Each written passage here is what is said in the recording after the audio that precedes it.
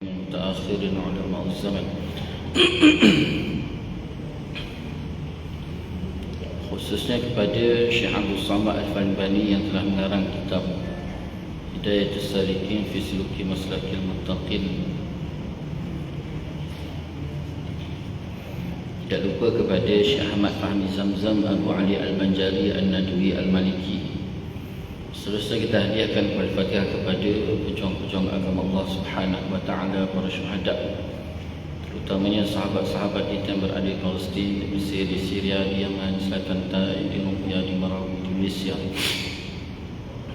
Seterusnya kita hadiahkan Al-Fatihah kepada para salihin, wali-wali Allah, para muttaqin, para syakirin. Seterusnya kepada kedua ibu bapa kita, guru-guru kita, kaum keluarga kita, kaum muslimin dan muslimat. Al-Fatihah. A'udzu billahi minasy syaithanir rajim. Bismillahirrahmanirrahim. Alhamdulillahi rabbil alamin. Ar-Rahmanir Rahim. Maliki yaumiddin. Iyyaka na'budu wa iyyaka nasta'in. اهدنا الصراط المستقيم صراط الذين أنعمت عليهم غير المغضوب عليهم ولا الضالين آمين. InsyaAllah untuk menambah baik lagi majlis kita pada pagi ini, mari sama-sama kita berselawat ke atas Nabi sallallahu alaihi wasallam. Semoga dengan kita berselawat ke atas Nabi sallallahu alaihi wasallam, Allah Subhanahu wa taala memberi keberkatan, keridaan, rahmat, dan lebih-lebih lagi kita mengharapkan Allah Subhanahu wa taala mengampuni segala dosa kita insya-Allah. Bismillahirrahmanirrahim. Allahumma salli ala sayyidina Muhammadin nabiyil ummi wa ala alihi wa sahbihi wa barik wa sallim. Allahumma salli ala sayyidina Muhammadin nabiyil ummi wa ala alihi wa sahbihi wa barik wa sallim. Allahumma salli ala sayyidina Muhammadin nabiyil ummi wa ala alihi wa sahbihi wa barik wa sallim. اللهم صل على سيدنا محمد النبي الأمي وعلى آله وصحبه وبارك وسلم. اللهم صل على سيدنا محمد النبي الأمي وعلى آله وصحبه وبارك وسلم. اللهم صل على سيدنا محمد النبي الأمي وعلى آله وصحبه وبارك وسلم. اللهم صل على سيدنا محمد النبي الأمي وعلى آله وصحبه وبارك وسلم. اللهم صل على سيدنا محمد النبي الأمي وعلى آله وصحبه وبارك وسلم. اللهم صل على سيدنا محمد النبي الأمي وعلى آله وصحبه وبارك وسلم.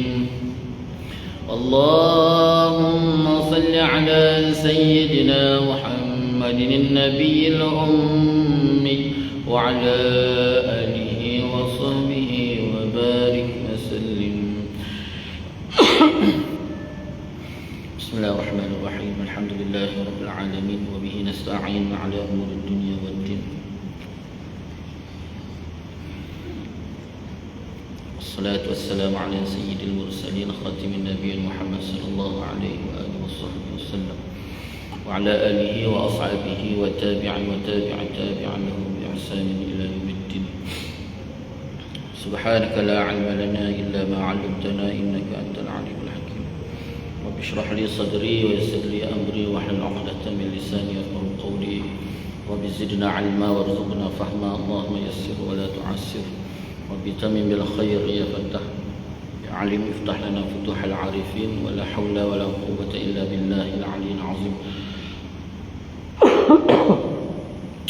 ولا حول ولا قوة إلا بالله العلي العظيم ولا حول ولا قوة إلا بالله العلي العظيم ولا حول ولا قوة إلا بالله العلي العظيم أما بعد قال الله تعالى في القرآن العظيم أعوذ بالله من الشيطان الرجيم بسم الله الرحمن الرحيم ألم نشرح لك صدرك ووضعنا عنك وزرك الذي أنقض ظهرك ورفعنا لك ذكرك فإن مع العسر يسرا إن مع العسر يسرا فإذا فرغت فانصب وإلى ربك فارغب صدق الله العظيم. Alhamdulillah, pertama-tamanya marilah sama-sama kita merafakkan rasa syukur kita ke hadirat Allah Subhanahu wa taala. Dengan keizinan Allah Subhanahu wa taala dapat sama-sama kita bertemu dan kita bersua lagi pada pagi ini. Dan sama-sama kita mengharapkan semoga pertemuan kita pada pagi ini Allah Subhanahu wa taala penuhkan dengan keberkatan, keredaan, rahmat, dan lebih-lebih lagi kita mengharapkan Allah Subhanahu wa taala mengampuni segala dosa kita insya-Allah. Dan alhamdulillah, yang keduanya kita bersyukur sangat-sangat pada Allah SWT dengan iradah dan keizinan Allah. Allah SWT masih lagi memberikan kita kehidupan atas dunia ni. Maka hidup dan keberadaan kita atas dunia ni, di sebalik itu ada satu nikmat besar dipanggil nikmat kesempatan. Nikmat kesempatan ni, maka kesempatan yang masih lagi Allah beri pada kita. Selagi mana hidup, selagi itu Allah berikan kesempatan. Maksud kesempatan kat sini, kesempatan dalam memperbaiki keimanan kita pada Allah, kesempatan dalam memperbaiki hubungan kita dengan Allah, kesempatan dalam memperbaiki amalan dan ketaatan kita untuk mencari redha Allah, kesempatan dalam mencari keampunan Allah. Kesempatan kita Allah berikan untuk kita membaiki hubungan kita dengan Nabi sallallahu alaihi wasallam. Kesempatan untuk kita berusaha untuk menanamkan rasa cinta dalam diri kita kepada Nabi sallallahu alaihi wasallam. Ini kesempatan. Dan dua perkara ni kita tak boleh nak elak. Jadi kalau kita tak gunakan kesempatan ni dengan sebaik mungkin, sekalipun mungkin nampak lahiriah kita solat, dia kata kesempatan memperbaiki. Katakan kesempatan memperbaiki ni maknanya solat, tapi mungkin solat tu takut. Dia bukan datang sebagai kebaikan, tapi datang kepada keburukan. Kenapa solat boleh datang sebagai keburukan? Bila tika mana seorang itu solat dia hanya semata-mata dia solat dan merasakan diri itu baik disebabkan solat. Sebabnya kebanyakan penghuni neraka itu background mereka ahli taat. Kebanyakan penghuni neraka itu asal mereka itu adalah ahli taat. Dan kebanyakan ahli syurga itu background ataupun asal mereka itu ahli maksiat.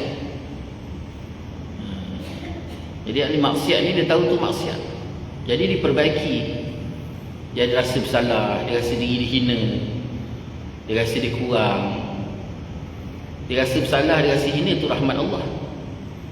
Dia rasa diri dihina tu yang dia, dengan rasa hina tu yang membuatkan Allah suka dia, Allah sayang dia. Yang ahli taat pula, dia rasa dia tu baik, dia rasa dia baik tu ujub lah. Bila dia rasa dia baik, oh saya semayang, dia rasa dia baik. Bila rasa baik, ujub. Ujub ni memang tak cium bau syurga. Itu janji Nabi. Jadi kita hidup atas muka bumi Allah ni, Allah Ta'ala bagi kesempatan pada kita untuk kita memperbaiki kedudukan kita, langkah kita. Allah dengan rahmat dia tak cukup dengan Quran, tak cukup dengan Nabi SAW, didatangkan peringatan para ulama, tak cukup dengan alam Allah datangkan. Allah jadikan kehidupan kita ni ada sejarah hitam. Penting tak sejarah hitam dalam hidup kita? Penting, sangat penting. Kerana dengan sejarah hitam itulah yang membuatkan kita ni rasa tak sempurna, banyak kekurangan, banyak kelemahan. Allah Ta'ala ampun tak dosa kita. Kita pun berusaha untuk memperbaiki kedudukan kita. Jadi kat situ datangnya rahmat Allah SWT. Yang kedua. Yang ketiga, kita bersyukur juga sangat-sangat pada Allah SWT kerana Allah Ta'ala masih lagi bagi kesempatan untuk kita hidup. Yang pertama, hidup untuk bertemu dengan bulan Rabiul Awal ni, satu bulan yang sangat istimewa, peristiwa yang sangat agung, kelahiran Nabi SAW. Lebih-lebih lagi Allah Ta'ala bangkitkan kita dalam kalangan umat Nabi besar Muhammad SAW. Sebab Rasulullah ni manusia agung, makhluk agung, bukan manusia agung, makhluk agung. Rasulullah SAW ni bukan seorang Nabi semata-mata, bukan seorang Rasul semata-mata, bukan manusia mulia. Rasulullah SAW ni mak, kakak, ayah yang dirahmati oleh Allah SWT. Rasulullah ni bukan manusia mulia. Dia bukan manusia mulia, tapi dia makhluk agung. Makhluk, bukan kalangan manusia, makhluk. Kalau kita melihat Rasulullah SAW itu hanya sekadar seorang Nabi, seorang Rasul, manusia mulia, skop dia kecil. Skop dia terlalu kecil. Akhirnya kita pandang dia pun biasa. Rasulullah SAW itu tidak sebagaimana Nabi-Nabi terdahulu, yang mana Nabi-Nabi terdahulu tu hanya sekadar skop dia pada umat dia, pada kaum dia. Tapi Rasulullah SAW itu Allah Ta'ala sendiri sebut, wa ma arsalnaka illa rahmatan lil alamin, dan tidak kami utuskan akan kau wahai Muhammad kecuali pembawa rahmat. Rahmat menjadi rahmat, pembawa rahmat menjadi rahmat, itu dua tu. Lil alamin, bagi sekalian alam. Alam ni apa? Alam ni ma siwallah, sesuatu selain daripada Allah. Alam Allah selain daripada Allah, alam. Arash, alam. Syurga, alam. Neraka, alam. Malaikat, alam. Manusia, alam. Habis-habis syaitan, alam. Azazil, iblis tu, alam. Maswallah, Allah selain daripada Allah, alam. Jadi semuanya ini merasai rahmat yang dibawa oleh Nabi SAW, baik sama ada dalam keadaan dia membawa, bahkan jasad dia tu juga satu rahmat. Fizikal dia tu pun rahmat. Fizikal dia tu saja dah rahmat dah. Kemudian dia bawa rahmat, sehingga kau ulama tafsir kata apa? Rasulullah ni dia kemuncak. Kenapa Allah Ta'ala bangkitkan Nabi SAW? Kenapa Allah Ta'ala bangkitkan Rasulullah SAW ni? Allah bangkitkan Rasulullah SAW ini adalah untuk menzahirkan rahmat Allah. Nak dizahirkan rahmat Allah ni, macam mana hebatnya rahmat Allah tu, Allah zahirkan kemuncak pada kepribadian Nabi, pada sifat Nabi, dan apa yang Nabi bawa. Jadi bukan hanya bawa syariat, bukan Rasulullah SAW itu dibangkitkan hanya membawa syariat, tetapi dia bawa, apa yang dibawa tu adalah rahmat Allah. Dan apa yang ada pada dia tu, yang digendong pada jasad dia, fizikal dia, sifat dia, semuanya rahmat Allah. Itu sebabnya jangan kita lihat skop kecil. Kalau kita melihat Nabi tu, oh Rasulullah tu Nabi, seorang Rasul, jadi kita nampak itu. Itu sebabnya sambutan Maulid Nabi ni bukan hanya sekadar, bahasa kita apa? Panggil apa? Celebrate. Kan? Bukan hanya celebrate birthday. Jadi kalau kita melihat bulan Maulid ni celebrate birthday, rugi. Kalau hanya sekadar berarak, duduk dengar kisah Nabi semata-mata, pun macam ni Nabi, habis dah.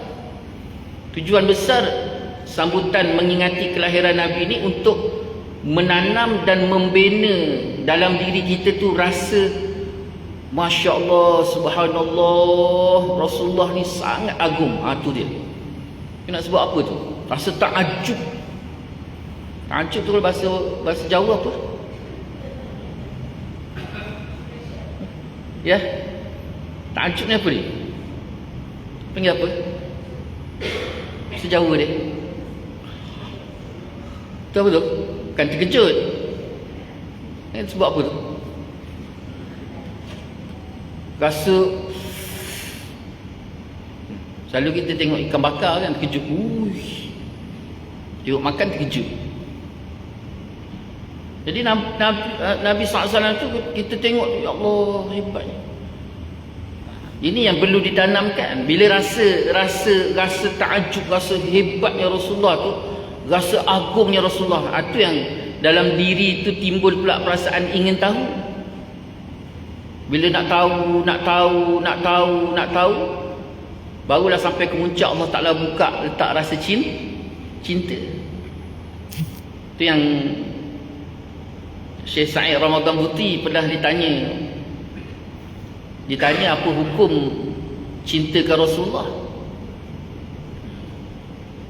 Mula-mula ditanya apa hukum cinta Rasulullah, dia kata terang jelas, cinta Rasulullah ni wajib. Mencintai Rasulullah ni wajib, bukan boleh suka-suka. Lepas tu apa hukum menyambut kelahiran Nabi? Ma la yatimu wajib illa bihi fahuwa wajib. Kaedah usul fiqh. Sesuatu yang wajib, maka jalan penyempurnaan wajib tadi tu, jalan dia tu pun akan menjadi wajib. Nak sampai kepada cinta pada Nabi tu, apa yang perlu kita buat sampai datangnya cinta pada Nabi tu? Selawat tu pula, selawat tu kenapa kita kena berselawat? Pagi kena berselawat, petang kena berselawat, malam kena berselawat, kena banyakkan berselawat. Sampaikan seorang sahabat Nabi SAW datang jumpa Nabi, ya Rasulullah, kalau aku menghabiskan kehidupan aku 1/3 aku berselawat untukmu, baik tak? Baik tak kalau aku berselawat padamu ya Rasulullah 1/3 daripada kehidupan aku? Rasulullah kata, engkau berselawat pada aku 1/3 daripada kehidupan kau tu baik, tapi kalau lebih, jauh lebih baik. Kalau macam tu, kalau aku berselawat pada engkau ya Rasulullah 2/3, baik tak? Kau menghabiskan kehidupan kan sehari semalam untuk berselawat padaku 2/3, baik. Tapi kalau engkau berselawat lebih daripada tu jauh lebih baik. Sehingga akhirnya sahabat tadi kata apa? Maka aku akan habiskan seluruh kehidupanku untuk berselawat ke atas Nabi SAW.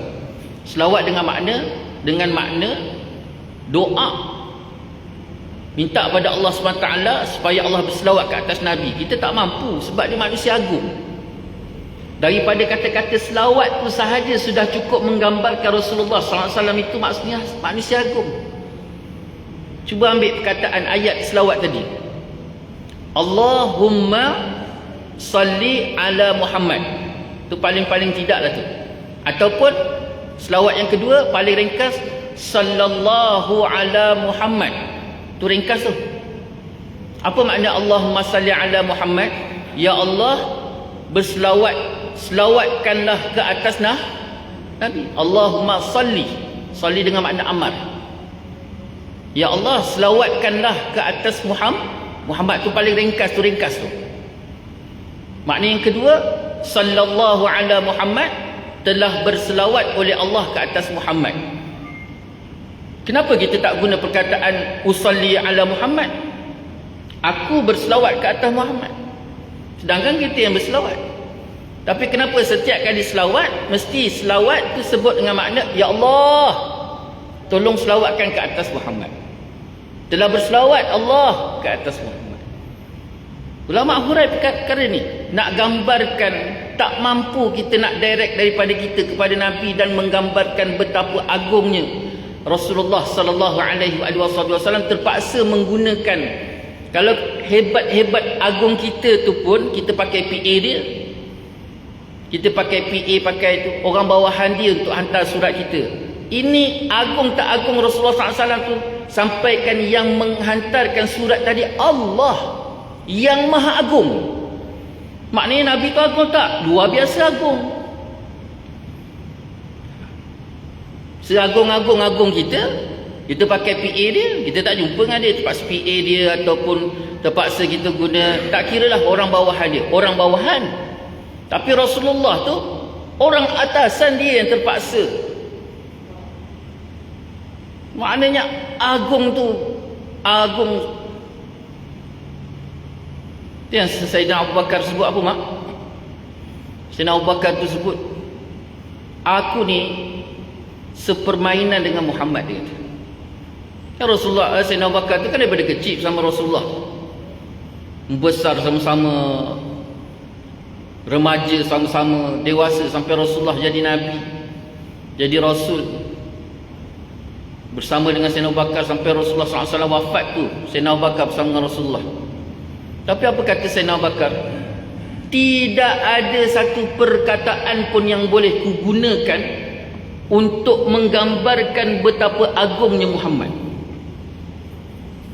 Tidak ada satu perkataan pun nak gambarkan Muhammad ni macam mana hebatnya dia, macam mana agungnya dia tu, sampaikan tak ada satu perkataan pun yang boleh aku gunakan untuk menggambarkan dia ni agung macam mana. Sehingga kan para ulama sebut apa daripada kata-kata Sayyidina Abu Bakar tadi, Sayyidina Abu Bakar nak gambarkan bahawa selama ni dia bersama dengan Rasulullah tu seperti hanya dia tu bersama bayang-bayangnya saja. Dia tak dapat nak tangkap fizikal tu betul-betul real tu, tak dapat. Betapa agung luar biasa yang ada pada Rasulullah sallallahu alaihi wasallam. Jadi perkara-perkara ni yang kita lakukan. Kenapa kita celebrate? Bukan celebrate semata-mata, tapi nak menanamkan rasa agung. Allahu Akbar. Bukannya nak tak asabiah. Bukannya kenapa taksub sangat kepada Muhammad, kenapa nak taksub kepada Nabi? Dia manusia. Memang dia manusia, tapi dia manusia agung. Kenapa kita nak sambut pula malam sambut maulid, pagi sambut maulid, minggu depan sambut maulid? Tuan-tuan, Malaysia ni baru, mak, ayah, Malaysia ni barulah kita rancak sambut maulid. Orang lain, tempat lain tu 6 bulan. Bulan maulid Rabiul Awal, 6 bulan akan datang baru selesai maulid. Ada yang setengah tempat tu sepanjang tahun bermaulid. Tak ada tempat berhenti. Kenapa? Bagi mereka meletakkan bahawa cinta pada Nabi itu perlu diusahakan sentiasa. Dia tak ada bermusim. Macam mana kita makan tu tak bermusim. Makan ada musim? Tak ada. Kalau boleh nak makan durian tiap-tiap hari. Sampaikan tokek durian tu pun, makcik, durian pun ada musim. Kenapa nak makan? Ini cinta pada Nabi tu. Jadi itu sebabnya perlu senantiasa dan berkali-kali. Bahkan kalau kita lihat contoh, cuba bayangkan kita ada surat cinta. Surat cinta sampai hancur, surat cinta tu dicium pagi, cium petang, dicium nak tidur malam, dicium besok, dicium lagi lusa, dicium lagi, kemudian dia baca. Masa zaman saya belajar dulu usia 14 tahun, kita dah pergi jauh. Jadi bila sampai surat mak tu, ya Allah, mak punya surat tu dibaca berkali-kali dibaca, baca. Setiap kali baca, setiap itu jugalah mendapat satu rasa yang lain. Itu surat mak. Jadi kalau kita baca sirah Nabi SAW tu, biarlah berpuluh kali pun kita baca sirah Nabi tu, maka dia takkan sama penerimaan. Walaupun ayat yang sama, walaupun cerita yang sama, takkan dapat rasa tu tetap berbeza. Samalah macam makan nasi. Makan nasi, hari ni makan nasi, esok makan nasi, lusa makan nasi. Berapa tahun dah kita makan nasi? Berapa tahun dah kita makan nasi? Dah 40 tahun, 60 tahun kita makan nasi. Kenapa yang duk makannya nasi tu? Kan rasa yang sama je. Kita makan nasi ulang. Sama tak rasa dia? Tak sama. Walaupun nak rasa dia rasa nasi, tapi penerimaan kita dalam makan nasi itu tetap tak sama. Apatah lagi sesuatu yang kita buat atas dasar cinta. Dasar rindu. Dua benda tu, cinta, rindu. Itu sebabnya senantiasa kena dengar tentang bagaimana kisah Rasulullah yang sangat agung. Dan keagungan Rasulullah ni, mak, bukan hanya fizikal dia semata-mata. Tubuhnya tu bukan hanya semata-mata tubuhnya agung, bukan semata-mata sifatnya tu agung. Bahkan sesiapa sahaja yang bersama dengan dia tu agung. Bahkan sampai setiap sesuatu yang bersentuh dengan dia pun akan agung. Jadi tak ada satu pun yang terlepas bersama dengan Rasulullah. Rasulullah tu pula agung macam mana? Rasulullah SAW itu agung dia pula. Kerana apa? Kerana dia berdempet pula dengan Allah SWT. Agungnya Allah, kerana terlalu rapatnya Rasulullah dengan Allah, akhirnya Rasulullah itu agung. Sehingga pernah peristiwa yang berlaku kepada Nabi Allah Adam AS. Nabi Allah Adam AS satu hari, lepas daripada dia makan buah khuldi. Pada makan buah khuldi itu kan Allah Ta'ala pun perintah supaya dia keluar daripada syurga. Sebelum dia keluar daripada syurga itu, Allah Ta'ala tanya, wahai Adam, kan aku larang kau daripada menghampiri pohon khuldi. Ini bukan kau hampir lagi, kau makan buah khuldi. Kemudian Allah Ta'ala kata lagi, kan sudah aku ingatkan pada engkau wahai Adam, sesungguhnya iblis itu musuh yang sangat nyata, jelas. Innahu lakum aduwwum mubin. Tapi masih lagi kau makan bujuk rayu iblis tadi. Jadi ketika itulah Allah SWT ajar juga pada Nabi Allah Adam, mengilhamkan pada dia tentang doa. Rabbana zalamna anfusana wa illam taghfir lana wa tarhamna lanakunanna minal khasirin.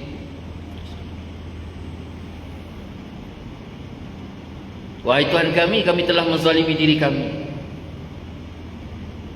Dan jika Engkau tidak mengampuni kami, wahai Allah, dan tidak merahmati kami, lanakunanna minal khasirin, sungguh kami berada dalam kalangan orang-orang yang rugi. Jadi dalam tafsir ada menceritakan ketika Nabi Allah Adam AS itu dia mengungkapkan doa tadi, disertakan pula surat sokongan belakang, tanda tangan tu. Taukek, kalau orang Arab kata taukek, tanda tangan, sokongan, surat sokongan. Apa dia kata?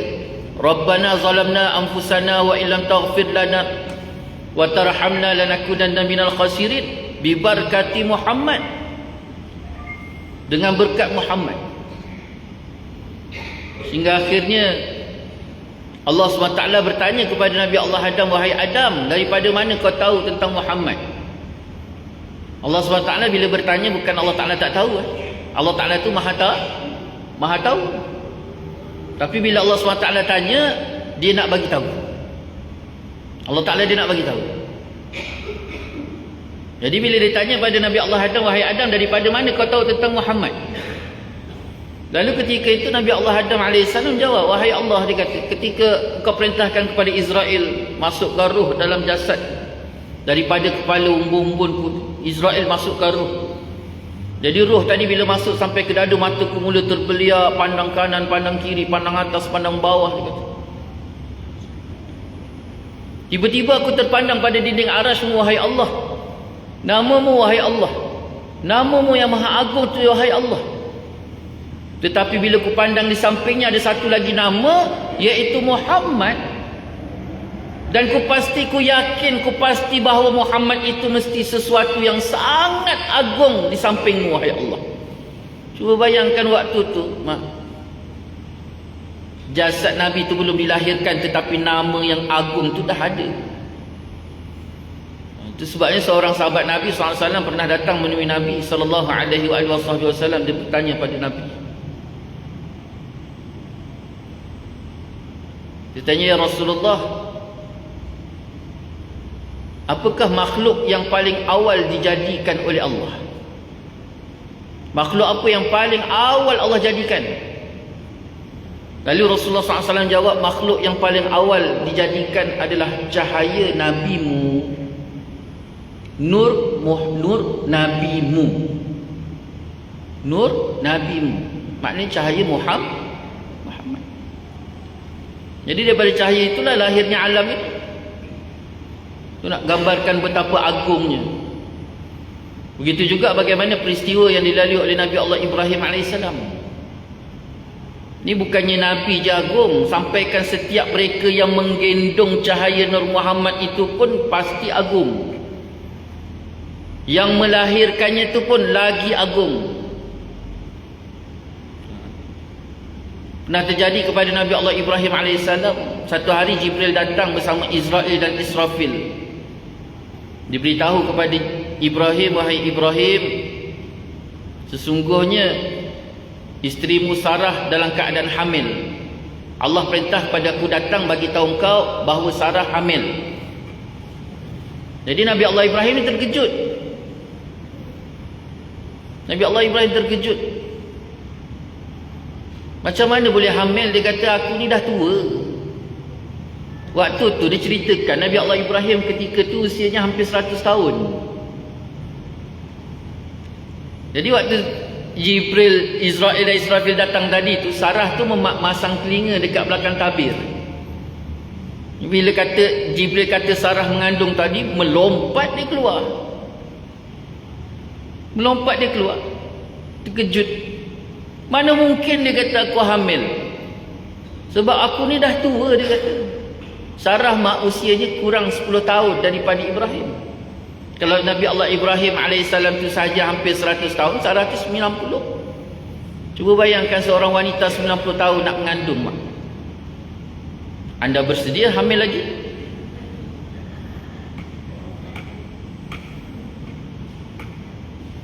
Ada mak usia 90 tahun? Abah umur apa? 60 ada? 70?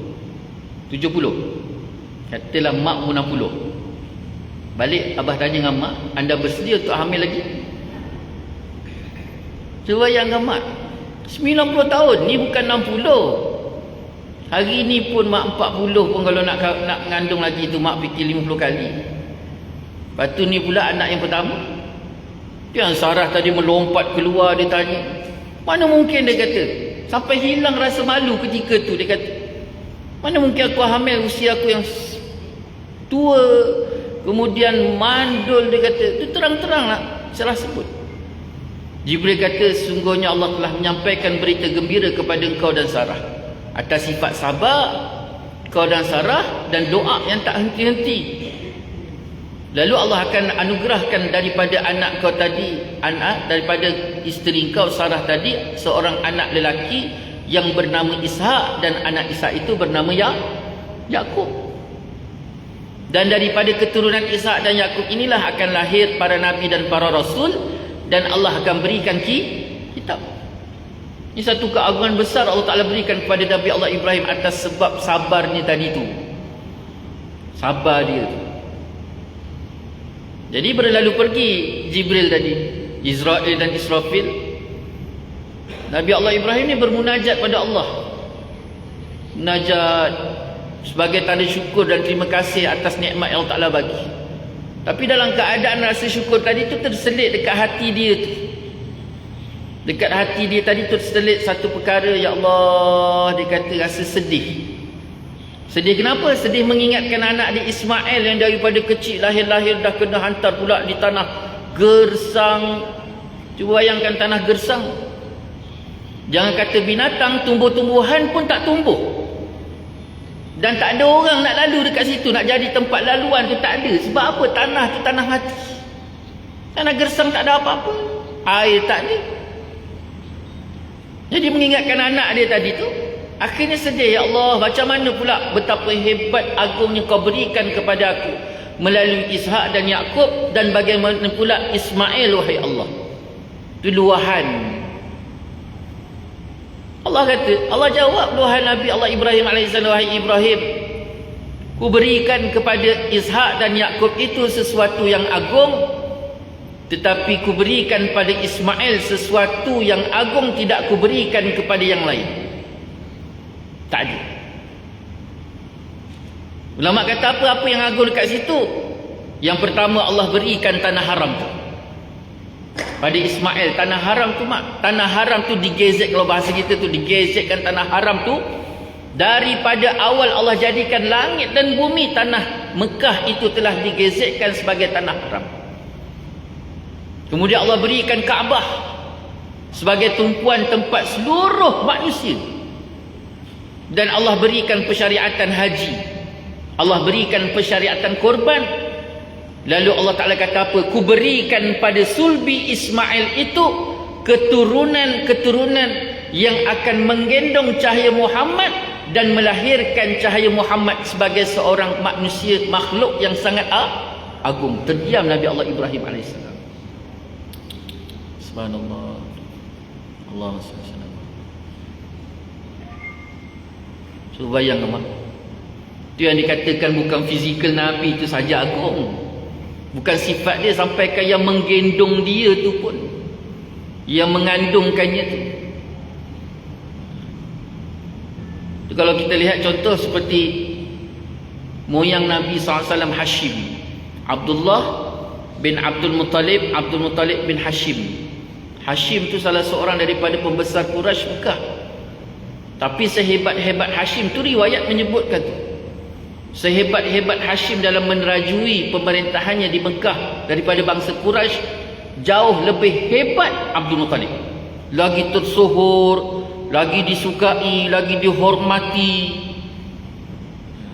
Sampai pula kepada Abdullah, walaupun dia tak sempat nak duduk tahta tadi, tetapi Allah gambarkan betapa sayangnya penduduk Mekah tadi.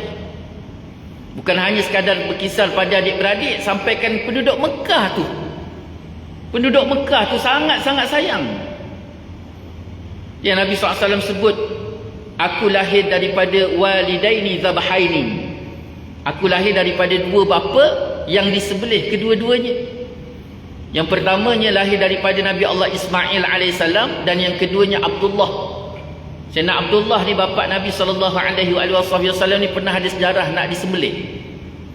Bila tika mana perigi Zamzam tu kan, bila bangsa Jurhum balik, tinggalkan Mekah, keluarkan Mekah, mereka kampus telaga Zamzam tu, rasa marah, tak puas hati, dendam tu pasal. Jadi bila dia kampus tu, satu jangka yang masa yang panjang orang tak jumpa telaga tu, sehingga sampaikan Allah SWT datangkan dalam mimpi Abdul Muttalib supaya cari telaga Zamzam tadi. Jadi Abdul Muttalib tok Nabi ni, dia cari tak jumpa, cari tak jumpa. Akhirnya dia bernazar. Dia bernazar minta pada Allah SWT supaya Allah Ta'ala berikan petunjuk dekat mana telaga Zamzam tadi. Akhirnya Allah Ta'ala datangkan dalam mimpi Abdul Muttalib, bagi tahu dekat mana telaga Zamzam. Besoknya dengan penduduk Mekah, mereka pun cari, jumpa tapak tersebut. Mak dicangkulnya tanah tu mak. Cangkul kali pertama, cangkul kali kedua, cangkul kali ketiga, terpancar-pancar air Zamzam tadi. Terpancar-pancar air Zamzam tadi. Maka ketika itu terlaksanalah nazar. Nak tak nak, nazar dia apa? Nazar dia, kalau aku jumpa telaga Zamzam, maka aku akan sembelih salah seorang daripada anak Abdul Muttalib ni ada 10. Ada 10 orang, dan salah seorangnya ialah Abdullah bapa Nabi SAW. Satu mak satu ayah dengan Abu Talib. Satu mak satu ayah dengan Abu Talib. Itu yang rapat sangat tu, di antara Abdullah dengan Abu Talib. Jadi dihimpunkan seluruh penduduk Mekah ketika itu, nak buat cabutan undian siapa yang nak disembelih dalam 10 orang tadi. Jadi akhirnya dia bawa undian, masukkan semua nama tadi, diundi, tarik nama Abdullah. Bila kata saja nama Abdullah yang keluar tu, adik-beradik dengan penduduk Mekah tu kata, jangan, dia kata jangan. Kalau nama Abdullah jangan, dia kata. Nak gambarkan betapa sayangnya mereka tu. Jangan, dia kata. Kalau Abdullah jangan, kalau yang lain tak apa. Jangan. Jadi akhirnya dibatalkan undian tadi, digantikan dengan 10 ekor unta. Itu yang terpaksa Abdul Muttalib keluar ke 10 ekor unta, ganti nama tadi, buat undian baru lagi. Buat undian baru, tarik lagi, keluar nama Abdullah. Nak dibatalkan undian tadi, terpaksa diganti dengan 10 ekor. Berapa kali? 10 kali dicabut, nak diganti, tak nak dipotongnya Abdullah tadi, tak nak sembelihnya Abdullah tadi, terpaksa ganti dengan 10 ekor unta. Sampai 10 kali, 100 ekor unta terpaksa Abdul Muttalib keluarkan, semata-mata nak mempertahankan Abdullah tadi daripada sembelih. Dan Nabi SAW kata apa? Aku lahir daripada Zabahaini, walidaini Zabahaini, 2 orang bapa yang disembelih kedua-duanya, sejarah sembelih. Itu nak gambarkan betapa sayangnya penduduk Mekah kepada Abdullah. Sampai 10 kali, akhirnya tak jadi. Bukan hanya sekadar sayang, bahkan penduduk Mekah ni perempuannya pula tergila-gila. Ni bukan gila main-main ni mak. Tak tahu nak sebut tergila ke, bergila ke, menggila. Ni sebut.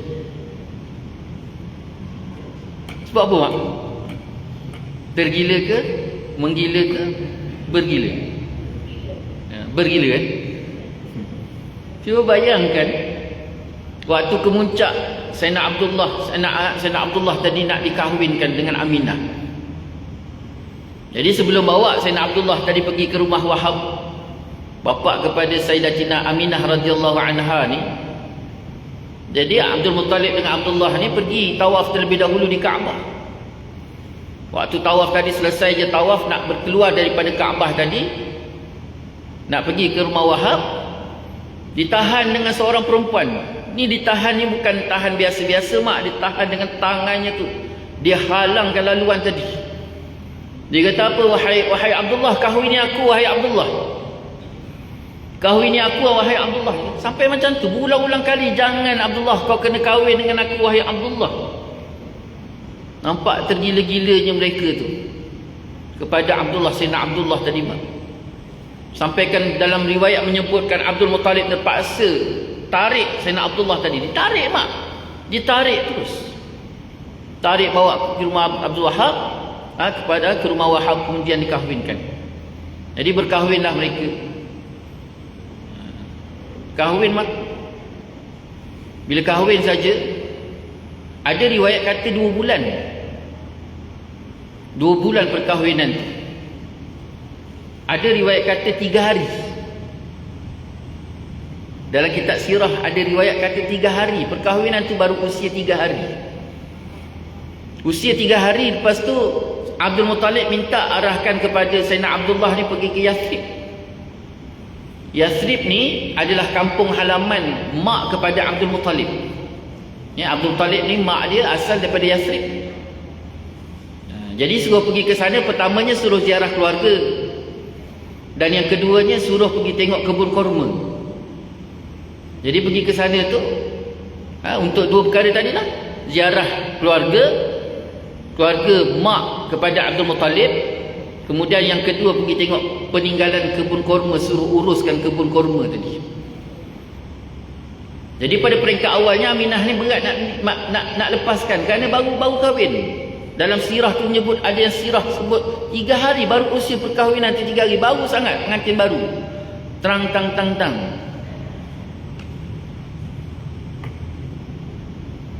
Tapi Abdul Muttalib tegas, dia kata kau mesti pergi juga wahai Abdullah. Jadi bila diperintah suruh pergi juga, berkali-kali pergi, Aminah terpaksa mengalah ketika tu, lepaskan juga. Ya, akhirnya Abdullah bersiap, siap, bekalan apa semua dia letak atas unta, dia pun pergi. Sampai ke Yathrib, bila keluarga di Yathrib dapat berita bahawa Abdullah datang, anak kepada Abdul Muttalib ni, punya rasa seronok mak. Dibawa ziarah daripada rumah ke rumah, dijamu makan. Arab ni mak, dia tak macam kita. Kita ni orang datang, kita makan goreng pisang, sedap sikit, adalah sambal kicap kan. Arab tak. Arab ni dia 3 kali makan mak. Sekali duduk, adat dia 3 kali hidang. Tu Arab. Duduk-duduk je mak, yang pertama sekali dia akan bagi kopi. Tu orang Arab. Dia bagi kopi. Syai dia tak minum kat rumah, syai dia minum kat kedai. Ni kopi kecil, cawan kecil. Selesai kopi, habis je cawan kopi tu habis je, baru dihidang nasi. Tu yang nasi tadi, kalau kata ayam, seekor ayam. Kalau kata kambing, seekor kambing. Makanlah. Cuba bayang selesai makan nasi tadi pula, habis makan nasi, baru dihidangkan pula tu yang makanan Arab manis-manis tu. Tu 3 kali hidang tu. Cuba bayangkan setiap hari tu 2 kali, 3 kali makan tu, tak berat badan tak? Jadi dijamu tu mak, jamu daripada satu rumah ke satu rumah hampir sebulan. Riwayat menyebutkan hampir sebulan. Sayyidina Abdullah duduk di Yathrib ketika tu, sampailah selesai dia pergi ziarah, lepas tu urusan kebun dah selesai, nak balik. Jadi bila kata Abdullah nak balik tadi, keluarga beramai-ramai tadi pun bungkus bekalan dan sebagai perjalanan, sampaikan buah tangan nak bagi kepada Aminah, buah tangan nak bagi kepada Abdul Muttalib tadi. Dia letak ke atas unta. Waktu nak ke puncak, nak naik atas unta tu, riwayat menyebutkan waktu Abdullah nak naik atas unta itulah tiba-tiba rebah. Jadi bila rebah saja waktu itulah mak 2-3 hari selepas tu dia tak sedarkan diri terus, akhirnya meninggal. Jadi bila meninggal saja ketika tu, berita tadi hantar pada Abdul Muttalib, penduduk Mekah pun bising semua sekali. Mekah dalam keadaan sedih, pilu, tapi pedih-pedih, sedih-sedih pedihnya Mekah mak, jauh lebih pedih sedihnya Aminah. Cuba bayangkan, suami hebat, orang handsome, dalam 10 orang adik-beradik, anak Abdul Muttalib ni yang paling sempurna kejadian, rupa, paras, sifat, memang tip-top. Kalau bahasa kita tu tip-top, sangat baik. Kenapa? Kerana kesempurnaan itu datang daripada gendongan cahaya Muhammad. Jadi sayang sangat-sangat pilu. Jadi dalam keadaan kepiluan tadi tu, rupa-rupanya Allah Ta'ala ubat Aminah, diubati. Sayyidatina Aminah tadi radhiyallahu anha, Masya Allah, setiap malam datang satu suara. Itu dalam kitab Berzanji sebut. Ada riwayat kata datang suara semata-mata, ada riwayat kata Nabi Allah Adam Allah perintahkan turun. Ada yang sebut Nabi Allah Adam bersilih ganti dengan Nabi Allah Musa. Jadi waktu tu setiap malam di antara tidur dengan jaga. Aminah tadi dalam keadaan tidur dengan jaga, tak tidur tak jaga. Jadi waktu tu suara datang, wahai Aminah, engkau telah hamil, jaga dan pelihara kandungan engkau, kerana anak itu akan lahir sebagai seorang nabi dan rasul. Tu hampir setiap malam tu datang sampailah Aminah sendiri kata apa? Aku yang tahu aku hamil tu bila ketika mana aku mendapati haid aku tidak datang. Jadi waktu itulah aku betul-betul yakin bahawa aku betul-betul dalam keadaan hamil. Jadi berita Aminah hamil ni sampaikan keluarga dah tahu, penduduk Mekah tahu Aminah hamil. Sebab Aminah ni pun orang tersuruh juga, orang soleh. Baik. Rupa-rupanya ulama sebut perkahwinan di antara Abdullah dengan Aminah ni hanya sekadar memindahkan benih cahaya Nur Muhammad itu ke dalam rahim Aminah. Itu saja tugasan dia. Jadi bila tugasan Abdullah tadi selesai, Allah terus ambil Abdullah tadi, tinggalkan Aminah. Jadi berita yang tergempar tadi bukan hanya sekadar didengari oleh penduduk Mekah, bahkan berita itu dibawa naik ke langit. Para malaikat bawa berita tadi bagi naik ke langit, bagi tahu penduduk langit sampai penduduk bumi. Semua makhluk-makhluk Allah SWT bila dengar saja Aminah telah mengandung, maka ketika itu seluruh makhluk Allah SWT rasa gembira terlalu amat sangat. Yang berada di langit itu bila dengar saja mereka pun bertasbih, subhanallah walhamdulillah wala ilaha illallah wallahu akbar.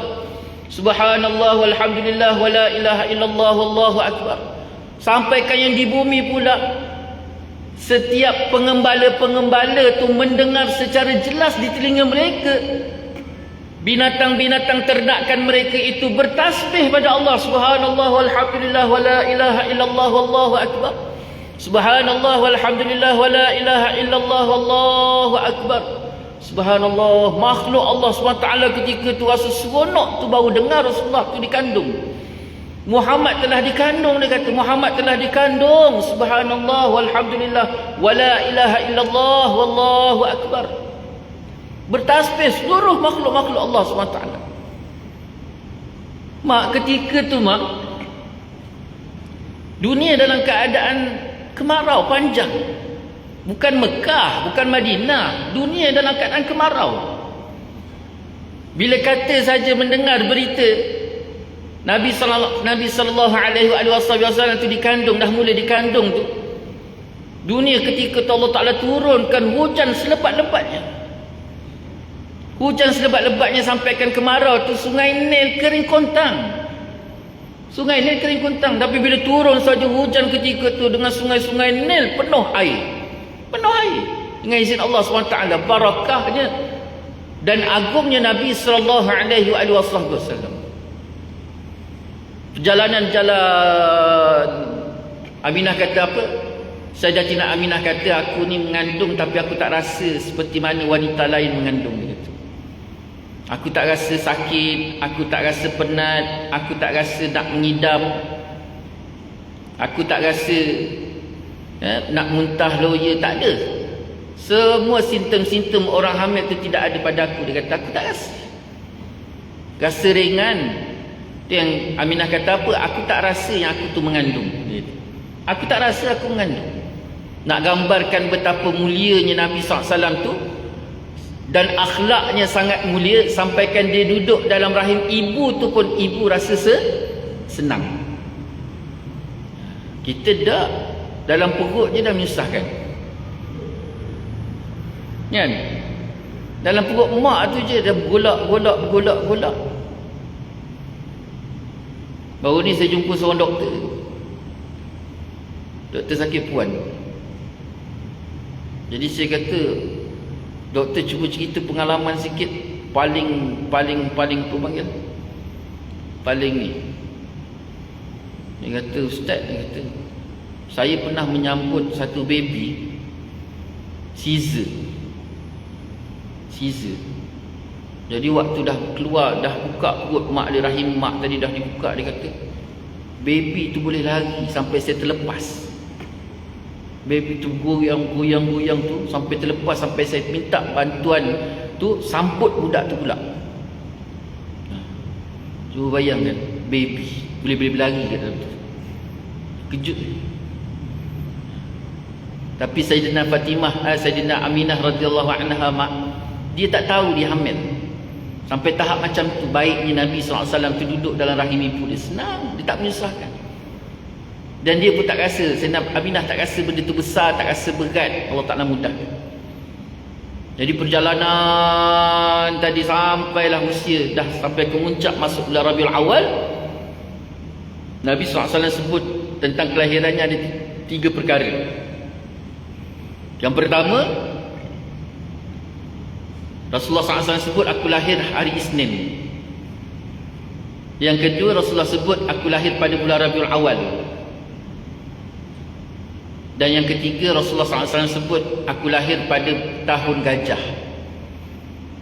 Itu memang tidak ada khilaf lah, sebab hadis sahih. Yang khilafnya tarikh. Kalau orang Indonesia kata tanggal, tanggalnya itu ada khilaf. Sebab Rasulullah tak sebut bila. Itu yang ada setengah ulama', kebanyakan para ulama' dan kitab-kitab sirah sebut 9 Rabiul Awal. Nabi dilahirkan pada 9 Rabiul Awal. Tetapi yang ma'ruf, yang dikenali, yang sangat diketahui di kalangan umat Islam, Nabi SAW lahir pada 12 Rabiul Awal. Mana betul, mana salah? Tak ada betul, tak ada salah. Betul je. Tak payah nak pening-pening kepala. Benda tak ada masalah. Tak ada sangkut paut dengan akidah, kan? Tak payah nak dibincangkan, diperdebatkan, tak perlu. Jadi mak perjalanan tu, mak sampai ke muncak, saat-saat akhir kelahiran Nabi SAW. Riwayat menyebutkan, ada riwayat kata hari Ahad tu, hari Isnin pagi Rasulullah lahir, hari Ahad. Ada riwayat kata hari Ahad tu dunia dalam keadaan hening, tenang. Ada riwayat kata masa tu dah mula gelap gempita. Apa nak sebut kataan tu? Macam mana? Bukan gelap gelita, gempita ni lawan dia apa? Macam bising, seronok, happy, meriah. Senang meriah, senang aja. Jadi dunia dah mula dalam keadaan meriah ketika itu. Dengan binatang-binatang, pohon-pohon dah mula goncang, goyang.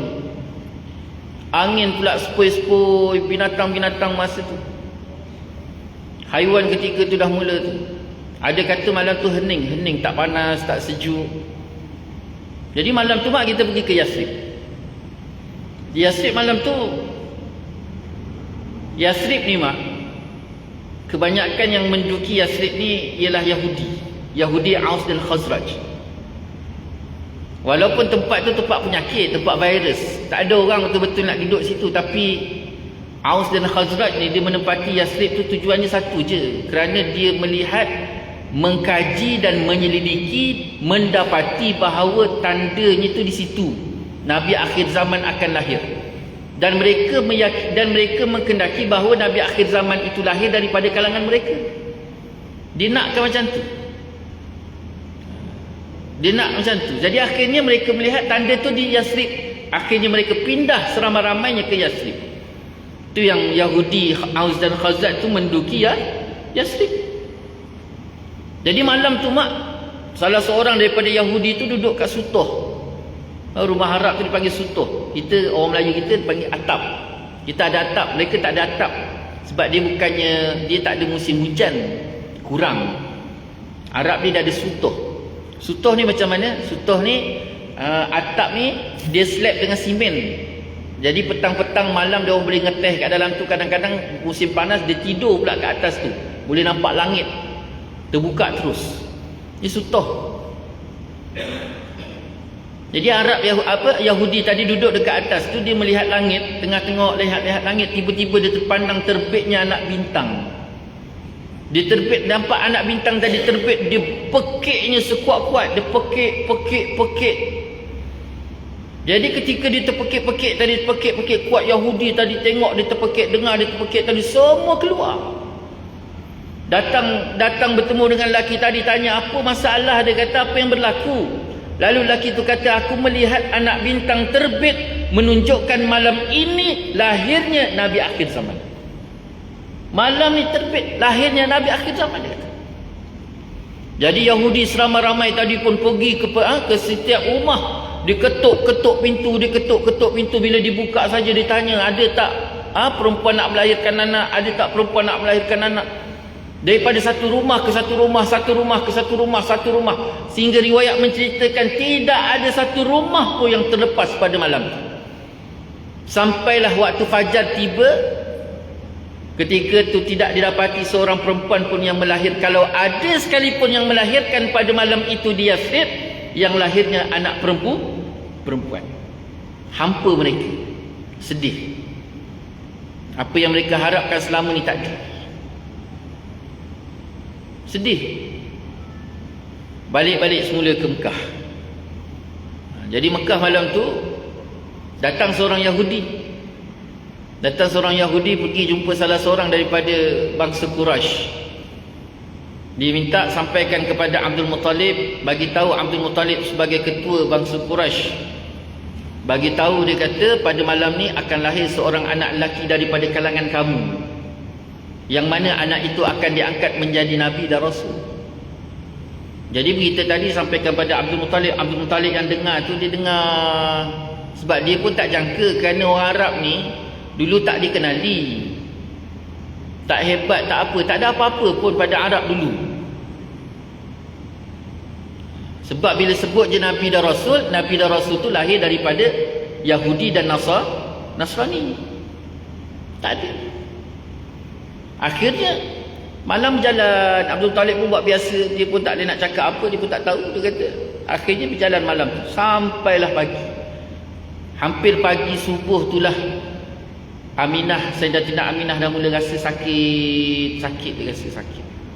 Bila dia rasa sakit tadi makin sakit. Dia panggil Ummu Aiman. Siapa Ummu Aiman? Ummu Aiman khadam kepada Abdullah, Sayyidina Abdullah. Jadi Sayyidina Abdullah ni bila meninggal saja, dia tinggalkan khadam dia Ummu Aiman pada Aminah. Jadi Ummu Aiman tu duduklah dengan Aminah. Jadi kejutkan Ummu Aiman tadi. Ummu Aiman pun bangkit, bagi tahu dia rasa sakit nak bersalin. Rasa nak bersalin dengan dia. Jadi Ummu Aiman pun keluar daripada rumah. Dia pergi cari Ummu Syifa. Siapa Ummu Syifa? Ummu Syifa mak kepada Abdul Rahman bin Auf dan juga bidan yang terkenal di Mekah ketika itu. Bidan yang terkenal di Mekah. Jadi pergi rumah Ummu Syifa. Waktu dia nak pergi rumah Ummu Syifa tu ada dua riwayat. Ada riwayat menyatakan bahawa Ummu Aiman pergi dia tarik unta. Ada riwayat kata Ketika tu Aiman pegang tali unta tu tarik dia pergi rumah Ummu Syifa. Wallahu a'lam mana. Sampai rumah Ummu Syifa, dia ketuk pintu. Bila dia ketuk pintu pagi, awal pagi, orang tengah sedap tidur kan. Lagi pula masa tu mana ada sembahyang subuh. Jadi dengar bunyi ketuk tadi, dia buka pintu, buka pintu, tengok Ummu Aiman. Wahai Ummu Aiman, dia kata, kenapa? Ummu Syifa, Aminah sakit dah tu, sakit nak bersalin, rasa nak bersalin, jadi minta tengok. Jadi Ummu Syifa pun siap-siap tadi. Bila dah siap tadi, dia pun pergi balik semula dengan Ummu Aiman ke rumah. Sampai ke rumah waktu tu, bila tengok Aminah dah mula terbaring, sakit tadi, Ummu Syifa pun siap-siap. Dan dalam kitab menyebutkan mak, ketika tu waktu Rasulullah SAW nak lahir tu, ada 4 orang wanita yang menyambut kelahiran Nabi SAW. 2 wanita daripada dunia dan 2 wanita yang didatangkan daripada syurga. Ada 6, tapi saya datangkan 4 kerana 4 ni sahih. Yang 2 lagi tu bukan tak sahih, banyak khilaf. Siapa 2 daripada dunia? Iaitu yang pertamanya Ummu Aiman, yang keduanya Ummu Syifa. Dan 2 daripada syurga pula, yang pertamanya Asyah dan yang keduanya Maryam. Asyah isteri Fir'aun, Maryam mak kepada Nabi Allah Isa AS. Diperintah oleh Allah SWT supaya turun dalam keadaan diiringi oleh bidadari-bidadari syurga, dan juga seluruh anak-anak syurga turun. Jadi waktu tu mereka turun, Allah Ta'ala turunkan mereka. Asyah duduk sebelah kanan dan juga Maryam duduk sebelah kiri kepala Aminah ketika tu. Ummu Syifa duduk dekat bawah dengan Ummu Aiman. Jadi waktu tu terus Aminah dia bagi tahu, aku dah melahirkan, anak dah lahir ni, dia kata. Anak dah lahir. Tak ada meneran, tak ada apa, tiba-tiba kata dah lahir. Jadi mak, peristiwa kelahiran Nabi SAW ni diriwayatkan oleh Abdurrahman bin Auf, anak kepada Ummu Syifa, yang mana dia kata apa? Telah diceritakan semula oleh mak aku Ummu Syifa kepada aku tentang bagaimana peristiwa yang berlaku pada malam itu, pada pagi itu ketika kelahiran Nabi SAW. Apa Ummu Syifa cerita? Bila ketika mana Aminah bagi tahu aku anak dah lahir, jadi ketika tu aku buka. Bila aku selak saja kain Aminah tadi, perkara pertama sekali aku berderau darah, terkejutnya sangat, dia kata. Kerana mendapati anak tersebut cahaya yang sangat kuat keluar daripada tubuhnya, sehingga kamu menyinari setiap segenap tempat dan ruang, bukan hanya sekadar rumah, bukan hanya sekadar Mekah, bahkan seluruh ketika itu tidak ada tempat ruang yang melepasi daripada terkenanya cahaya Muhammad. Terkejut, sampaikan Aminah perintah pada Ummu Aiman, disumbat semuanya lubang-lubang yang ada dekat rumah, takut-takut cahaya tadi keluar. Terlalu kuatnya cahaya. Penduduk Mekah ketika itu dalam keadaan terkejut.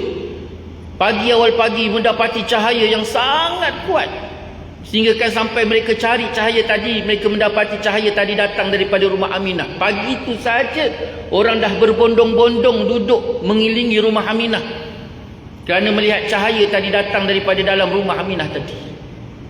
Satu. Yang kedua, Aminah apa?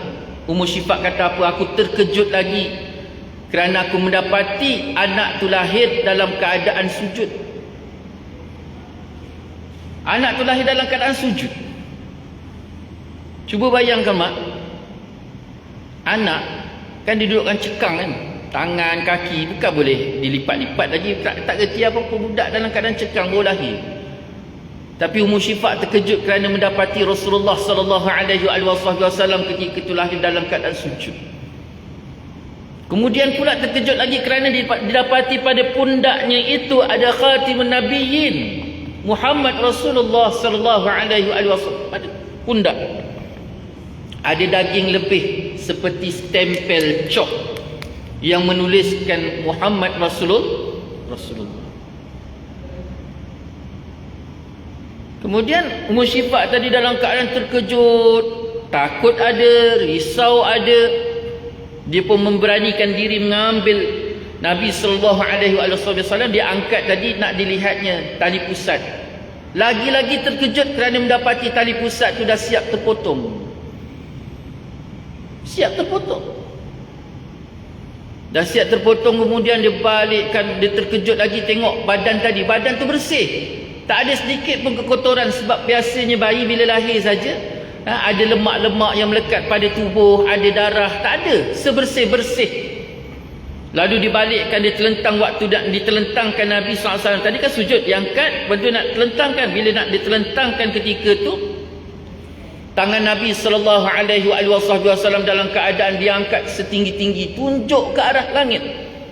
Sehingga kan para ulama menyatakan Nabi SAW ketika itu nak menunjukkan besok aku akan dibangkitkan sebagai penghubung di antara Allah SWT dengan seluruh penghidupan yang ada di atas dunia. Penghubung di antara langit dengan bumi. Dia angkat tangan lurus. Kemudian bila tengok pula jantina nak tengok jantan ke lelaki ke perempuan, ketika itu dapati bahawa bukan hanya sekadar lelaki, bahkan kemaluannya itu siap disunat. Tengok pula pada mata. Tengok pada mata, terkejut lagi kerana mendapati pada matanya tu siap dicelak. Lalu ketika tu aku balut anak tadi dalam keadaan ketakutan, risau dan sebagainya. Pelik, benda yang tak pernah dilalui. Ketika aku balut anak tadi, itulah tiba-tiba daripada cahaya yang sekuat-kuat tadi tu, tiba-tiba segelap-gelapnya, hilang cahaya tadi, terus gelap segelap-gelapnya. Dia kata, Muhasyifat kata gelap. Bila gelap saja aku lagi terkejut. Aku terkejut dan duduk dalam keadaan setakut-takutnya. Ketika itulah aku dapat melihat secara jelas bahawa datang seorang lelaki yang berjubah putih tetapi tidak berwajah. Datang seorang berjubah putih tapi tak berwajah, dia kata. Apa maksud tak berwajah, Mak? Ulama menyebut yang dikatakan tak berwajah iaitu dalam keadaan gelap tadi, tak nampak wajah. Tak nampak wajah, bukan tak ada muka. Kan gelap. Tu bahasa-bahasa tinggi tu. Bukan tak ada muka, tak nampak mukanya. Jadi dalam keadaan Muhasyifat tadi ketakutan, menggigil, tengok bayi tu pelik. Kemudian datang pula orang berjubah. Lalu orang berjubah tu kata apa? Nak bawa ke mana anak ini? Nak dibawa ke mana anak ini? Lalu seorang lelaki yang sebelahnya pula menjawab, anak ni nak dibawa ke timur. Dia tanya lagi pula, nak dibawa ke mana anak ni? Seorang lagi pula yang menjawab, nak bawa ke utara. Tanya lagi, nak dibawa ke mana? Nak dibawa ke selatan. Seorang lagi pula menjawab. Ditanya lagi, nak dibawa ke mana anak ini? Seorang yang lain pula menjawab, nak bawa ke barat. Riwayat menyebutkan siapa yang datang tadi? Yang datang tu Allah perintahkan Jibril AS supaya turun membawa Nabi SAW, ambil Nabi SAW supaya bawa ke langit dan bawa seluruh ke dunia, memperlihatkan Nabi SAW ketika itu. Waktu malam itulah Allah perintahkan kepada malaikat yang menjaga neraka supaya ditutup pintu neraka serapat-rapatnya dan dibuka pintu syurga seluas-luasnya. Dan seluruh malaikat diperintah oleh Allah SWT supaya beratur daripada bumi, daripada dunia naik sampai ke langit. Setiap pintu langit menyambut kedatangan Nabi SAW. Jibril bawa naik ke langit, diperlihatkan satu diperlihatkan Nabi SAW. Jadi ketika itu tidak ada perkataan lain yang lahir daripada dua bibir seluruh makhluk Allah ketika melihat Rasulullah SAW, kecuali mereka menyatakan subhanallah walhamdulillah wala ilaha illallah wallahu akbar. Subhanallah walhamdulillah wala ilaha illallah wallahu akbar. Subhanallah walhamdulillah wala ilaha illallah wallahu akbar. Selesai daripada satu langit ke satu langit, satu langit ke satu langit, sampai langit ketujuh. Selesai langit ketujuh, Jibril turun balik semula ke dunia. Kemudian diperlihatkan pula pada makhluk-makhluk Allah SWT di atas dunia. Yang sekian kalinya penggembala-penggembala mendengar lagi secara jelas pada telinga mereka bahawa binatang-binatang peliharaan mereka itu mengucapkan tasbih pada Allah, subhanallah walhamdulillah wala ilaha illallah wallahu akbar. Masya-Allah, subhanallah. Hebatnya lahir Nabi SAW. Balik semula.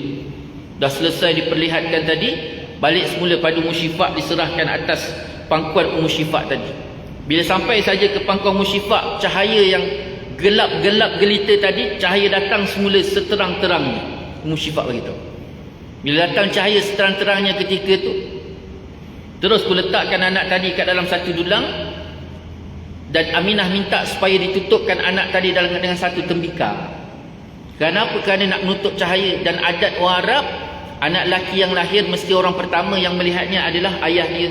Tapi disebabkan ayahnya tu dah wafat, lahir dalam keadaan yatim, maka ketika itu orang pertama yang melihat Nabi SAW itu adalah Abdul Muttalib, tok Nabi SAW. Jadi Musyifaq diminta pergi cari, panggil Abdul Muttalib, cari rupanya Abdul Muttalib dalam keadaan sedang tawaf tadi. Jadi dipanggil tuan.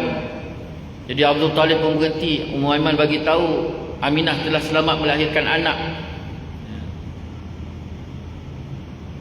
Jadi Abdul Muttalib pun rasa seronok, gembira. Dia tanya pada Ummu Aiman, laki ke perempuan? Laki, lagi gembira.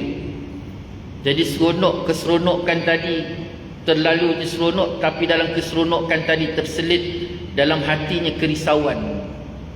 Risau kenapa? Risau kerana mengingatkan kata-kata Yahudi pada malam tadi yang bagi tahu besok akan lahir seorang anak lelaki daripada kalangan kamu yang akan diangkat menjadi Nabi dan Rasul. Ya, akhirnya Abdul Muttalib pun dengan Muaiman balik semula ke rumah. Balik rumah Aminah, tanya khabar Aminah, baik, mana anak?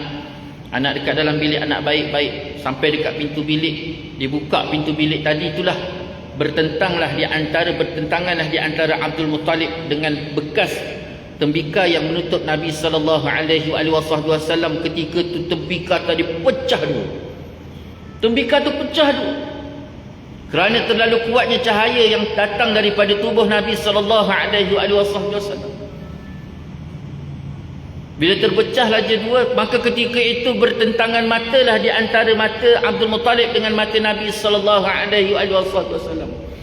Bila bertentangan saja mata di antara mata Abdul Muttalib dengan mata Nabi SAW, ketika itu Abdul Muttalib kata, terluah kata-kata daripada dua bibir, kata, aku tak pernah rasa macam ni. Dia kata, aku tak pernah rasa perasaan ini sebelum ini. Kurasakan sayang sangat pada anak ini, dan kurasakan anak ini sangat-sangat sayang padaku.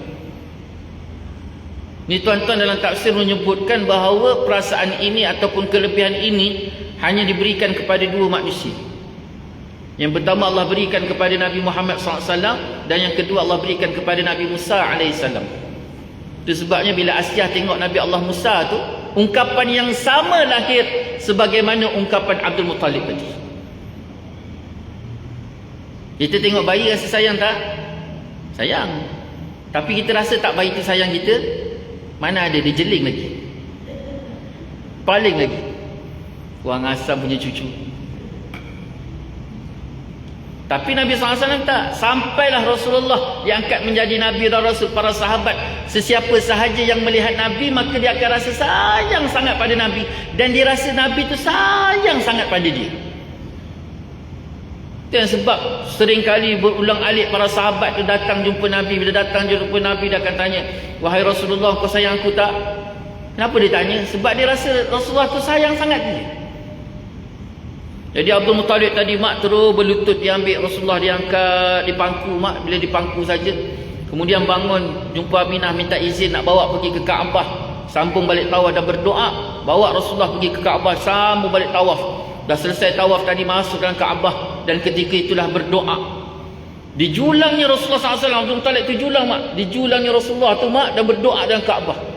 Apa di antara intipati isi doa tu? Yang pertamanya, Abdul Muttalib minta, wahai Allah, tolong jaga dan pelihara anak ini ya Allah.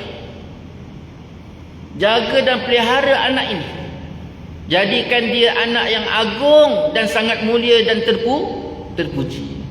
Yang akhirnya diberi nama Muhammad. Bila diisytiharkan nama Muhammad, Abdul Muttalib isytihar nama Muhammad, penduduk Mekah terkejut. Kenapa? Kerana mereka tak tahu, tak pernah tahu dan tak pernah dengar nama Muhammad tu. Bahkan dalam tafsir ulama menyebutkan bahawa memang Allah Ta'ala tidak ilhamkan kepada sesiapa pun sebelum Nabi untuk meletakkan nama Muhammad, kerana nama itu adalah persediaan dan persiapan untuk Nabi SAW. Agungnya Nabi Muhammad dan juga Ahmad, dua nama tu. Jadi selesai doa tadi, balik serah pada Sayyidatina Aminah. Ada riwayat kata Sayyidatina Aminah orang pertama, ibu susuan yang menyusukan Nabi SAW. Ada riwayat kata dia sempat susu 3 hari, ada kata sempat susu 9 hari. Dan ada riwayat pula yang menyatakan bahawa Sayyidatina Aminah tak sempat nak menyusukan Rasulullah kerana susu tak ada. Itu yang jadi ibu susuan Nabi SAW, iaitu Suwaibah. Siapa Suwaibah, mak? Suwaibah ini adalah khadam kepada Abu Lahab. Ada riwayat yang kata Suwaibah ni ada ketika kelahiran Nabi. Dan ada riwayat pula kata Abu Lahab bila dengar saja Aminah melahirkan anak, adik tu Abdullah tu kan adik kepada Abu Lahab. Jadi Aminah tu adik ipar. Bila dengar saja melahirkan anak, tak cukup dengan tu, dia dengar pula penduduk Mekah dah mula bising bahawa Aminah melahirkan anak pelik. Jadi Abu Lahab ni mak, dia minta pada Suwaibah khadam dia pergi tengok, pergi ziarah dan bantu apa yang boleh bantu, dia kata. Itu yang Suwaibah datang. Bila Suwaibah datang ketuk pintu, Aminah pun buka pintu. Tampak Suwaibah suruh masuk. Suwaibah kata, tuan minta aku datang. Tuan Abu Lahab minta aku datang ziarah kau dan tengokkan anak, bantu apa yang perlu. Jadi ketika itulah Aminah bagi tahu anak tu ada dekat dalam bekas, dalam bakul. Tuan Suwaibah tu datang sebab nampak cahaya tu datang, cahaya tu. Jadi ketika tu Suwaibah tu jalan sikit. Suwaibah kata, pergilah. Dia kata, pergilah. Jadi Suwaibah ni tergagak-gagak berjalan. Aminah kata pergi. Sampai dekat bekas tempat Rasulullah diletak tu pun, kain yang menutup tu Suwaibah pegang tergagak-gagak, nak angkat tak terangkat, nak angkat tak terangkat, kerana dia takut. Aminah kata buka sajalah. Boleh buka, Masya Allah, Subhanallah. Suwaibah terkejut, takjub yang sungguh-sungguh. Apa kata Suwaibah? Tidak pernah kulihat anak sesempurna ini, sesempurna-sempurna jasad dan sesempurna-sempurna kejadian. Itu kata Suwaibah. Letak balik, tutup. Kemudian Suwaibah pun balik semula bagi tahu tuan dia, Abu Lahab. Wahai Abu Lahab, anaknya begini cerita. Abu Lahab yang dengar tu rasa seronok tak seronok ketika tu. Sampaikan riwayat menceritakan Abu Lahab merdekakan Suwaibah. Dimerdekakan Suwaibah tadi. Itu sebabnya Sayyidina Abbas, bapa saudara Nabi, adik-beradik dengan Abu Lahab, diceritakan bahawa Sayyidina Abbas pernah mimpi jumpa Abu Lahab. Lepas kematian Abu Lahab tu, Sayyidina Abbas pernah mimpi jumpa Abu Lahab. Jadi ditanya pada Abu Lahab, wahai Abu Lahab, bagaimana keadaan kau sekarang? Abu Lahab kata macam ni lah. Dia kata duduk dalam neraka dalam keadaan diazab oleh Allah Subhanahu wa ta'ala. Tapi dia kata setiap hari Isnin Allah bagikan pelepasan padaku. Setiap hari Isnin Allah berikan pelepasan, tidak diazab. Dan juga Allah terbitkan air daripada celah jariku di antara ibu dan telunjukku. Celah ni di antara ibu jari dan telunjukku. Supaya apa? Supaya aku dapat minum air daripada celah. Bila? Setiap hari Isnin saja. Setiap hari Isnin. Sehingga Sayyidina Abbas kata, wahai Abu Lahab, apa kelebihan yang kau buat sehingga kan sampai Allah berikan pelepasan sebegitu rupa? Apa kebaikan yang kau buat, wahai Abu Lahab? Lalu ketika itu Abu Lahab kata, ketika Muhammad dilahirkan, ku rasa terlalu amat seronok sehingga ku merdekakan Suwaibah. Maka hari ini Allah berikan pelepasan setiap hari Isnin daripada azab, dan Allah berikan air terbit daripada di antara ibu jari dan telunjukku untuk dapat meminum air. Masya Allah. Ya, akhirnya Suhaibah ibu susuan yang kedua ataupun susuan yang pertama, kemudian pula disusukan pula oleh 3 dara daripada Bani Sulaim. 3 dara daripada Bani Sulaim. Yang Rasulullah SAW sebut, aku mempunyai ibu susuan salasata atiqat. Aku mempunyai ibu susuan daripada Bani Sulaim salasata atiqat. Apa maksud salasata atiqat, mak? Iaitu 3 atiqah. 3 dara tu namanya atiqah. Jadi mereka ni bila dengar Sayyidina Aminah ni melahirkan anak pelik, dia datang ziarah nak tengok anak pelik, budak pelik tadi. Bila datang ketuk pintu masuk, disuruh duduk. Bila duduk saja, Masya Allah, Aminah serahkan anak tadi pada lelaki tadi, pada 3 dara tadi. Salah seorang pun terima. Dia tengok bayi pelik tadi, takjub dia. Lalu Aminah perintah, susukanlah anak tu. Susukan anak tu. Jadi ketiga-tiganya jawab, mana boleh aku susukan? Dia kata, aku ni belum kahwin, mana ada susu? Aminah kata, susukan. Disuruh susu berkali-kali. Akhirnya mereka pun mengalah, mereka pun menyelak pakaian dan terus diberikan buah susu disuruh pada mulut Nabi SAW. Bila disuruh saja, Rasulullah pun hisap. Air susu keluar sebanyak-banyaknya sampai Rasulullah SAW kenyang. Kemudian dia beri pula pada mak yang kedua, dara yang kedua, kemudian beri dara yang ketiga, begitu juga keadaan. Dan Rasulullah kata, aku ada ibu susuan salasata atiqah, 3 orang atiqah. Begitu juga bagaimana peristiwa kawan baik mak Nabi SAW. Mak Nabi ni dia ada kawan baik seusia umur 15 tahun datang tengok. Jadi bila datang dengar je Aminah tadi selamat melahirkan anak, dia dengar, dia pun datang, bayi pelik. Dia datang jumpa Aminah pun duduk, serahkan pada wanita umur 15 tahun tadi, dia pegang di pangku. Mak dia berdoa ketika tu, mak. Dia doa. Wanita 15 tahun tadi doa. Apa doa dia, mak? Dia doa, ya Allah, jadikan anak ini sebagai peneman hidupku sehingga aku mati. Ya Allah, jadikan anak ini sebagai peneman hidupku sampai aku mati. Siapa wanita tu, mak? Siapa wanita tu? Sayyidatina Khadijah radhiyallahu anha. Dia tahu tak itu Nabi? Tak. Dia tahu tak tu Rasul? Tak. Dia tahu tak anak lelaki itu akan kahwin dengan dia? Tak.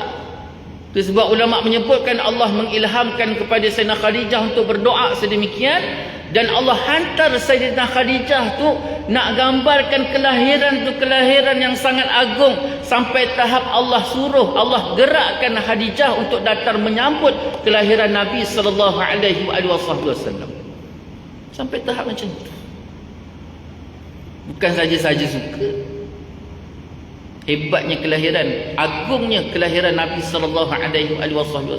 Sampailah peristiwa Abdul Muttalib serahkan Nabi SAW, Aminah serahkan Nabi SAW kepada Halimatus Sa'diyah. Jadi peristiwa itu sampai situ, kita berhenti situ. Cuba bayangkan, mak. Itu sebabnya celebrate ni bukan celebrate semata-mata, bukan hanya sekadar menyambut kelahiran Nabi, tetapi bagaimana kita nak berusaha memahami betul-betul tentang perjalanan hidup Nabi, dan akhirnya menanamkan rasa cinta kepada Nabi SAW. Itu tujuan besar. Bukan hanya sekadar hari kelahiran Nabi, hari kelahiran. Tak. Tapi macam mana kita nak bina rasa cinta dalam diri Nabi. Tu akhirnya setelah kita faham, maka ketika tu minta. Sebab kalau Allah Ta'ala tak bagi, maka tak akan dapat. Minta doa pada Allah, wahai Allah, tolong ya Allah, tolonglah ya Allah, letakkan rasa cinta ya Allah dalam diriku kepada Engkau, wahai Allah, dan letakkan rasa cinta dalam diriku kepada Nabi SAW. Sebab kalau tak dapat bersama dengan Nabi ni, mak, dunia ni sebesar mana sekalipun tidak ada nilai. Sekalipun kita minta pada Allah SWT, wahai Allah berikan aku alam ini, berikan aku dunia ni wahai Allah. Allah bagi kita dunia. Dunia ni kalau tak ada Nabi tak ada nilai. Jangan kata dunia, akhirat besok, syurga sebesar mana pun. Syurga apa? Syurga Firdaus. Allah bagi kita syurga Firdaus sekalipun, kalau syurga Firdaus tu kita dapat tanpa Nabi SAW, maka syurga Firdaus tak ada nilai. Itu sebabnya Sayyidina Ja'far tadi tu bila masuk dalam syurga, dia minta balik-balik semula ke dunia. Minta balik semula ke dunia. Kenapa? Kerana dia yakin bahawa kalau dia duduk dalam syurga sekalipun, kalau dia tak berduduk bersama dengan Nabi SAW, maka syurga itu tak ada nilai. Sampai Sayyidina Ja'far kata apa? Sekalipun aku hidup di atas dunia dan tak dapat bersentuh jasad dengan Muhammad, tetapi tanah tu masih lagi menghubungkan di antara jasadku dengan jasad Muhammad, itu sudah mencukupi. Nak gambarkan betapa agungnya Nabi SAW tu sampai tahap macam tu. Itu sehinggakan para ulama kata apa? Kalau Nabi tu tak ada, Sayyidina Abu Bakar tu tak ada apa-apa. Betul kalau kita baca sejarah, siapa Sayyidina Abu Bakar? Tapi agungnya Rasulullah SAW tu sampaikan sesiapa sahaja bersama dengan Nabi SAW itu dia akan agung. Siapa Sayyidina Umar? Orang tak dikenali. Tapi bila bersama dengan Nabi, dia jadi sehebat-hebat manusia. Sayyidina Osman tu tak ada apa-apa pun, mak. Kaya, tapi taklah sehebat setelah dia bersama dengan Nabi SAW. Begitu juga Sayyidina Ali. Lagi tak ada apa-apa. Tapi bila bersama dengan Nabi SAW, maka dia jadi agung. Sesiapa sahaja yang bersama dengan Nabi akan agung. Dan sesiapa, sesuatu apa sekalipun yang bersentuh dengan jasad Nabi SAW, maka akan agung. Jadi kalau katalah kita tak bersama dengan Nabi, apa yang ada? Tak ada apa-apa. Rugi kita. Itu sebabnya, macam mana cara lihat kita tadi tu? Macam mana cara lihat kita kepada Nabi SAW tadi? Jangan sampai kita termasuk golongan yang rugi. Na'udzubillah min zalik. Sebab minta pada Allah SWT sungguh-sungguh kita, pasangan kita, anak keturunan, masyarakat dan seluruhnya, Allah letakkan rasa cinta dan rasa keinginan yang sangat tinggi untuk bersama dengan Nabi SAW, baik bersama di dunia maupun bersama di akhirat. Apa sekalipun Allah berikan pada dua tangan kita, semuanya menjadi sebab untuk datangnya redha Allah dan menjadi sebab untuk kita bersama dengan Nabi SAW. Wallahu ta'ala alam. Jadi itulah sikit sebanyak dapat kita kongsi bersama pada pagi ini. Banyak-banyak kita berdoa pada Allah SWT supaya Allah berikan kebaikan pada kita di dunia, kebaikan di akhirat, dan setiap kebaikan itu menjadi sebab untuk kita meraih redha Allah SWT, untuk kita bersama dengan Nabi SAW di dunia dan lebih-lebih lagi di akhirat. Yang baik itu daripada Allah, yang tidak baik itu kelemahan saya sendiri. Mohon maaf di atas segala salah kata, salah bicara. Mohon maaf di atas segala-galanya. InsyaAllah kita tangguh majlis dengan tasbih kafarat dan subhanakallah bihamdika, asyhadu an la ilaha illa anta, astaghfiruka wa atubu ilaik. Bismillahirrahmanirrahim. Wal 'asri innal insana lafi khusr illa alladhina amanu wa 'amilus solihati wa tawassaw bil haqqi wa tawassaw bis sabr. A'udzu billahi minasyaitonir rajim. Bismillahirrahmanirrahim. Alhamdulillahi rabbil alamin.